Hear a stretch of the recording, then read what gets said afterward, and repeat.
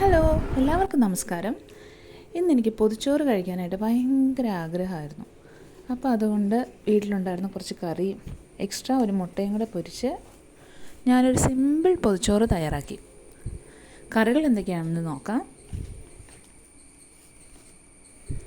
ഇത് കോവയ്ക്ക തോരൻ, നീളത്തിലരിഞ്ഞ് തോരനാക്കിയതാണ്. അടുത്തത് മാങ്ങാക്കറി. എനിക്ക് മാങ്ങാക്കറി ചോറിൽ ഒഴിച്ച് കഴിക്കുന്നതാണ് ഇഷ്ടം, അതുകൊണ്ട് ഞാൻ പിന്നെ അത് ചോറിലോട്ട് തന്നെ ഒഴിച്ചു. അടുത്തത് മീൻ വറുത്തത്, പിന്നെ അച്ചാർ, പിന്നെ ഇന്നത്തെ സ്പെഷ്യൽ മുട്ട പൊരിച്ചതും കൂടി. അപ്പോൾ ഇനി എനിക്ക് അധികം നേരം ഇത് കണ്ടുകൊണ്ടിരിക്കാൻ പറ്റില്ല, ഞാൻ കഴിക്കാൻ പോവാണ്.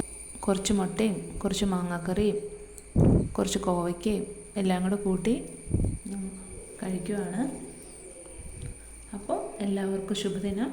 വീഡിയോ ഇഷ്ടമായെങ്കിൽ എല്ലാവരും ലൈക്ക് ചെയ്യുക, ഷെയർ ചെയ്യുക, അതുപോലെ തന്നെ സബ്സ്ക്രൈബ് ചെയ്യുക. താങ്ക്